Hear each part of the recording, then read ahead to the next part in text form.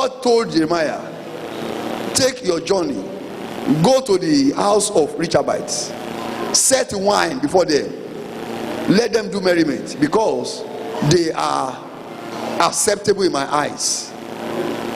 And Jeremiah went there and set wine on their table. Now listen, God will never support wine drinking, I mean alcoholic drink.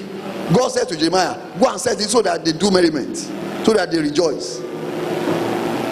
Jeremiah went there and set table for them and said that God said he should come and do party with them. Now today a prophet is without honor. Why? You can see prophet in there anywhere. So far he's going to get money. Are we alive here? Then in days of the Bible, whenever they see Samuel anywhere, everybody are jittery. Now we are alive here. Anytime they see Jeremiah anywhere, everybody is jittery because something has happened. You can't just see them anywhere. So when this Jeremiah got to their house, everybody was running letter skater, because Jeremiah come to your house, definitely something strong is happening or about to happen. So they represent God. It's like God has come to your house physically as a person. So these people, they knew who Jeremiah was. So Jeremiah coming to visit them, rattle them, and that's okay. Jeremiah said, don't be rattled. God sent me here to come and do party with you. Now party wine. They said, much as we respect your person, God has sent you to come and do party with wine. Take your wine back to that God, because we have never drank wine in our life. We respect your person, but we will never drink wine because you are important. Though you said that God said you should drink it, we reject to drink it because God cannot say we should drink wine because it's against our rule. Jeremiah said, let them tell you story how they started. Now their forefathers was in the days of Moses, so they have kept the rule of not drinking wine for more than 500 years. I'm not talking about 10-20 years. For more than 500, that tribe. Now, not only not drinking wine, now 3 rules that their father, they have a father called Canaanite. That father was a follower of Moses, and he said that if Israel will not do right, I will do right with my entire family. Are we alive here? As a result, he looked at what make Israel to be proud. He looked at what make Israel always to go astray. He taught his own children that what is a stumbling block to all Israel. Though Moses himself didn't say don't do it, but I outlaw it in my own family. It will not be done, so that everybody in my family will remain humble forever. Are we alive here? Am I coming to us here? This man says to his children that in my own family, nobody should ever taste wine. Nobody should ever have a house you dwell under tent. Number 3, nobody should plant vineyard, so that you don't become rich one day and say that you are above the prophet. I want everybody to remain average in my family. Everybody, you are same every time. No wine intoxication. And you know what? He trained his children, and his children obey it, passing it on to the next generation, until it become a tribal ordinance. Are we alive here? Until it become a tribal way of life. Now, God now said to Jeremiah, you see how a tribe, a people, kept the word of their father, which is not even necessary. They kept the word of their father, which is not my rule, but they kept it because they just want to avoid sin. God now said to Jeremiah there, you can see what I've made you to come and see. Because there's a people in this nation who can keep the word of their parents, though their parents is even wrong, but they keep the wrong. I'm not supporting them for keeping what is wrong. I should have punished them for obeying their father more than me. But you know what? Because of what they have done, I consider them better than the children of Israel, who say they are doing what is good, but they do what they like. Are we alive here? Oh Lord my God. Did I explain something there? Those who claim to obey my word, but they turn my word to obey little and cast away the rest that is not convenient. These people, I choose them above my people Israel, because they have kept the word of their father Richard. Now, the way I explain that place is, when a mother is using another daughter or another son somewhere as an example for his own child, does it mean that he's going to exchange the child for another person? Are we alive here? It's only making the child know that your life is not right enough. We always say that it's not good to compare children, but can I say something to you? You don't compare children in terms because he has money or doesn't have money. Don't compare children in such areas, but you can compare children in terms of obedience. Are we alive here? Are we alive here? You may not compare children in terms of, okay, he has money, he doesn't have money. If you are a mother or father that compare children in that place, you are a cursed father. But you can compare children when God will not give you such children in Jesus' mighty name. Children that bring shame to the family. Children that make people to see that a child of God can drink alcohol.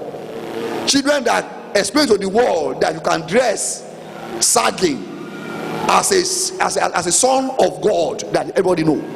Such children should be compared with bastards that are better than them, who are not serving God. They should be compared. Children that will not have respect for elders, though they are in church, I think they should be compared with unbelievers that have respect for elders somewhere, so that they can be ashamed. Children that does not have control over their mouths and they are in church, somebody should compare them with unbelievers that doesn't have Jesus Christ but they have discipline.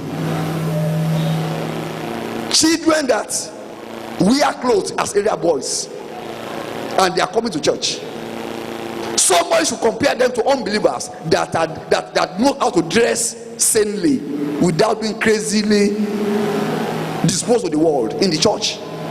Somebody should compare them. Children that are already valuing money than God, that goes to show that someday they will begin to advertise ritualism. No armed robber began from armed robbery in a day. They started by stealing something in their mother's pot. If it is not living the board, children that are already tending towards fraudulent lifestyle because there's money there, I think someone should compare them to unbelievers that are serious with their education but will not do that. Are we alive here? So that they can be ashamed.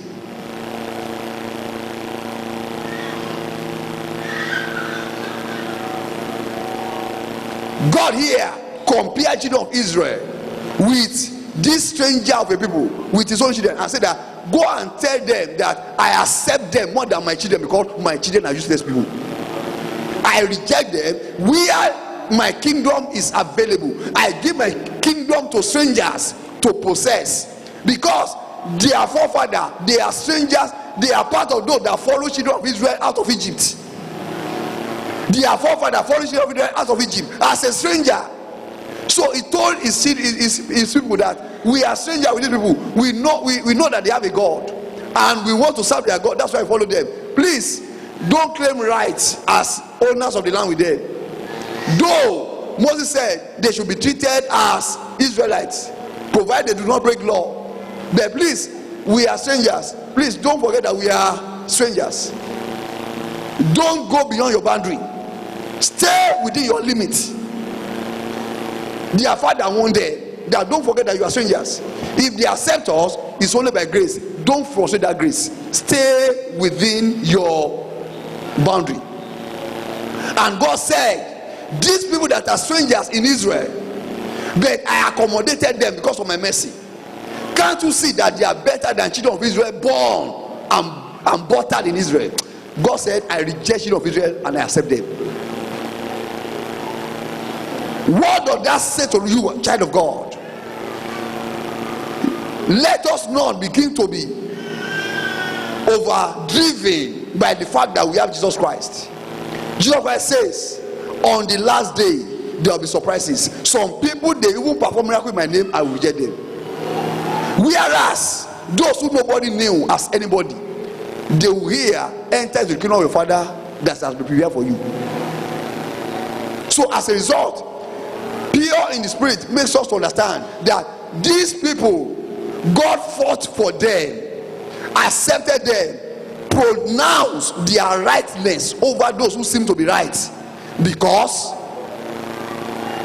God supervises to fight for those who are pure in spirit, and they keep the law without any strings attached.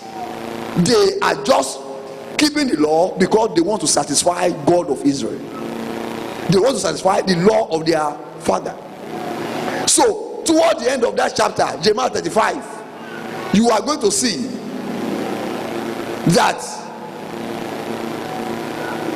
from verse 17 to the last verse, to verse 19. Therefore, thus said the Lord God of hosts, the God of Israel, behold, I will bring upon Judah and upon all inhabitants of Jerusalem all the evil that are pronounced against them, because I have spoken unto them, but they have not heard. I have called unto them, but they have not answered. And Jeremiah said unto the house of Rechabites, thus said the Lord of hosts, the God of Israel, because ye have obeyed the commandment of Jonadab your father, and kept all his precepts, and done according unto all that he has commanded you. Therefore, thus said the Lord of hosts, the God of Israel, Jonadab the son of Rechabites shall not want a man to stand before me forever. So blessing meant for some is saying you took it. Blessing meant for children of God, children of the world took it. Blessing meant for those who are in the house, outsider took it. Those who are pure, who are poor in the spirit, who can obey instruction to letter, and they are vulnerable, they are not perturbed. They are ready to be vulnerable. God himself supervises their revenge. God himself supervises their reward. God himself supervises their reward. The truth of the matter is that a man can be blind and not know what is happening. God cannot be blind. The Bible says that the eyes of the Lord is running to and fro throughout all the earth, and is looking for somebody who can show himself strong on his behalf, of all them whose heart is perfect towards him. Of all those whose heart is perfect towards him, not the perfect heart. So as a result, I bring this story to make us understand that somebody who has a pure spirit can be inconvenienced for a long time, but it can never be forever. It can't be forever. Why? God himself supervises their reward, and if they deserve that God should revenge them, God will do it. I cannot begin to tell us examples in the Bible. Gibeonites were strangers in Israel. They have a covenant with Israel that they will mind their business, they will not go beyond their boundary. But when Saul cheated them, we know what happened. Famine came upon the nation of Israel under David, until David called them and asked, what do you want? And they said they want 7 head of children of Saul that may remain anywhere. Until they collected 7 head of children of Saul in Israel, the famine remained, because God supervised their revenge. So those who are pure at heart, Gibeonites, they are hewers of wood, they are fetchers of water in Israel. They have no power, they have no connection, they have no influence, but there's something they have. They have obedience to the word of God as God of Israel wanted it. There's nothing God can say against them. They stay within their lane. But when somebody who has power wrong them, God himself supervise. Psalm 94 says, I'm God of vengeance. God of vengeance, I will repay. Romans chapter 12 verse 19 says the same thing, that I am God of vengeance. I am the God of vengeance. Surely I will repay. Anybody that wrong those who keep the word of God and they are vulnerable, don't worry, God is there to supervise the revenge. Upon that note, I'm going to say to us today, believing that I've been able to convince you, not to confuse you, that you can actually vulnerably keep the word of God until you are known, acknowledged and recognized by everybody to be poor in the spirit. And you know what? Anybody that thinks that he has power or money, let them cheat you and let us see what happens. The truth of the matter is that you can cheat. A rich man can cheat a rich man and go scot-free. A rich man can cheat a poor man and go scot-free. A politician can cheat a masses of the people and go scot-free. There's a brand of people, don't bother to cheat them. Try to cheat them, you are looking for trouble. Abuse them. Child of God, can I say something to you? It's not everybody you can abuse. It's not everybody you can talk to anyhow. It's not everybody you can embarrass or ridicule. Ridicule him or her, you pay for it with your life. Everybody you pray, God will not hear. Why? It's not everybody you can cheat. It's not everybody you can talk to anyhow. That is why I always counsel you, rather than trying to say this way, please don't talk anyhow to anybody. Remain who you are, so that you don't enter into trouble by your mouth. It is not everybody that you can embarrass. When some people, I like what is happening in my environment. Sorry for that. Are we alive here? Are we alive here? I'm not trying to project a politician in church, but by the grace of God, I'm not a politician, and I'll never be one. Amen. And any of my children can be politician, I will support you. I'll pray for you so that God will. But I, as a person, it's too late. In 2015 here, one government came in, and when they started in the house like that, the president, I'm on the air. We can hear. I'm not hiding it. I'm not a politician. He's somebody I like. In Nigeria, when he became the Senate president, then I rejoice. Why? Because I just like him as a person. I've never seen him before. I have no connection with him. I like him as a person. He's a young man that God is promoting. That's all I know about him, and I like him. He's taken after his father to project the glory of the family. I like him. There was a time, about a few weeks, when they were still talking about it to the right, to the left. I was one of my son who is in their field of work. I was speaking with him, and I said to him that I feel strongly in my spirit that Bukola Saraki will be the next president of Nigeria, and I wish he become one. That's about 2 weeks before he became it then. Now he became it. The next thing is that he started talking rubbish. Tinubu, useless man. This one, in fact, one of his boys said in the house that said to the wife of Tinubu that I will beat you and sleep with you. Now, it's not a story. We are all in Nigeria. You know what happens over the last 3 weeks? He has lost his seat. He lost his influence. He has lost his name. He has lost everything. Somebody was now saying on social media today that is it not better is ordinary senator, he's not ordinary senator, and maintain his name, maintain his dignity, maintain his influence, but because he has spoken against somebody he shouldn't speak against, everything has gone. Shame has left. It's not everybody you can embarrass. Now I'm not even talking about altar now. Some people, they go to social media, talk about he's buying special jet. Are you the one that bought it? How does that concern you? Simply because you have iPhone. Now, simply because you have iPhone. That's all the wrong that God did. That's simply because you have talking to elders on social media. I mean, as a Christian, they are busy pastor. You also join them. See, because you have iPhone, don't worry. iPhone will go, your palm will be left with you. Stand to your feet.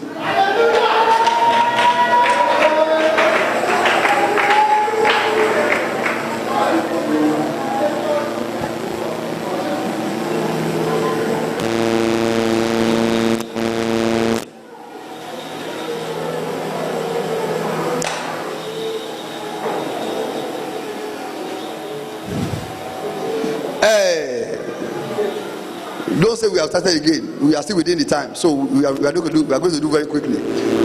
One prayer you are going to pray now. We sing a hymn song, then you pray your own personal prayer, and we are out from here. Please pray the prayer to point. What is it you are going to say to God? Every spirit and power cheating on your destiny. Every spirit and power cheating on my destiny. Believing that I can do nothing about it. Believing that I can do nothing about it. God of creation. God of creation. The God that has spoken tonight. The God that has spoken tonight. I challenge your name. I challenge your name. To arise. Arise. Against every oppressor. Against every oppressor. Of my destiny. Of my destiny. Every oppressor. Every oppressor. Of my life. Of my life. Because I have you alone. I have you alone. Arise, O God. Arise, O God. And fight my battle. Fight my battle. Arise, O God, and fight Arise, O God, and fight my battle. Rise, O God, fight my Arise, O God, and fight my battle. Yes, rise and fight my battle. Jesus, arise and fight Yes, my arise and fight my battle. Every oppressor of my destiny, whosoever forces, any power cheating upon my destiny, that feel that I have nothing to do about it. Father, I have. Jesus, I have you. Arise in your majesty. Fight my battle. You are the God of vengeance. Daddy, arise. Fight my battle in your majesty. You are the greatness. Daddy, arise and fight my battle. You said you are going to repay the evil. Daddy, you are going to repay the evil upon the wicked. Daddy, arise, Daddy, in your majesty. For as many as are cheating upon my destiny, feeling confident that I have nothing to do about it. My Lord, my God, Jesus, arise in your majesty. Fight my battle. Fight my battle. Repay them according to their evil. Repay them according to their evil. Repay them according to their evil. Repay them according to their evil. You are the God of vengeance that punished them from fifth generation. My Lord, my God, arise and fight my battle. Yes, O God, arise, fight my battle. Arise, fight my battle. Arise, O God, fight my battle. Arise and fight my battle. You are the one, Daddy, that hated them, Daddy, that hates you from third and fourth generation. Daddy, arise, Daddy, take vengeance of their deed. Take vengeance of their deed. Take vengeance of their deed. Daddy, for as many forces that are